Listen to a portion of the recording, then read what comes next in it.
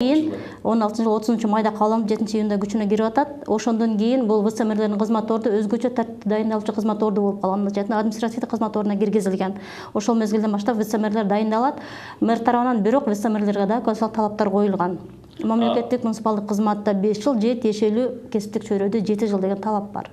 Мамлекеттик кызматта 5 жыл. Мамлекеттик жана же муниципалдык кызматта жыйынтык стажы 5 жылдан кем эмес болуш керек. Түшүндүм. Биринчи вице-мэр боюнча мыйзамдык жагынан карама-каршылык жок дедиңиз. Бирок квалификациялык талаптар бар дедиңиз да. Мына ушул боюнча айтсаңыз. Бүгүнкү күндө квалификациялык талаптарга жооп береби, жооп бербейби? Бүгүнкү күндөгү кандидат дайындалды, дайындалган киши. Бул кишинин дайындалышы боюнча биз 3 май күнү мэрдин атына кат жөнөттүк.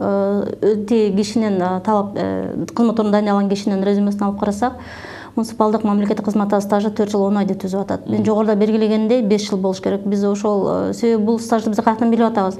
Жергиликтүү кеңештердин депутаттардын статусу жөнүндө мыйзам бар. Ошол мыйзамга 2014-жылы июль айында өзгөртүү киргизилип, ошондон берки айлык кеңеште депутат болсо стажы эсептеле турган болуп бекитилген. Ошол боюнча түшүндүрмө берип, мыйзамга ылайык иш жүргүзүңүздөрдү тиги кишинин стажы туура келбегендиги тууралуу биз катты бергенбиз. Ал кат мыйзамдуу күчкө ээби эмеспи? Мыйзамдуу күчкө ээ. Биз азыр эми жообун күтүп атабыз. Бизге мэрден кандай жооп келет.